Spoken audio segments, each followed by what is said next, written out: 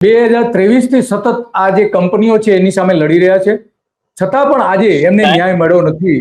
હા, આમાં તારીખ છે 14/9/2023, 14 જે મેં આપને પણ 9/2023. પત્ર મોકલેલો છે. હા સાહેબ, હા હા હા. 14/9/2023 થી લઈને આજ સુધી મારી સાથે અન્યાય થઈ રહ્યો છે સાહેબ, પ્રથમ દ્રષ્ટિએ. બરાબર. હા, ઓકે. તો તો એ પ્રથમ દ્રષ્ટિએ તો હા, તો શરૂઆત કઈ રીતે થઈ હતી એ થોડી વાત કરશો દર્શકોને?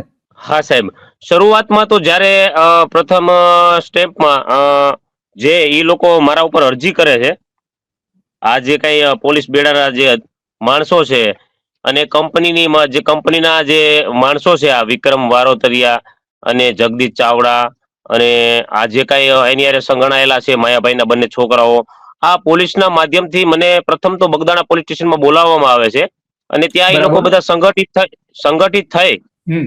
અને મને એવું દબાણ કરવામાં આવે છે કે ભાઈ તમે તમારું જે મકાન છે તે હટાવી લ્યો. તો હું એ અચ્છા. લોકોને એવી રિક્વેસ્ટ કરું છું કે સાહેબ મારી પાસે એવી વારે બનાવવાની ક્ષમતા નથી, એટલે હું મારું મકાન નહીં હટાવી શકું. તમે તમારો રસ્તો છે બીજી ગમે ત્યાંથી કાઢો. તો એના પવન અચ્છા, ચક્કીના મોટા જે પાંખડાઓ છે. અચ્છા, દિલીપભાઈ, આ મકાન જે હટાવવાનું તે શા માટે હટાવવાનું તેની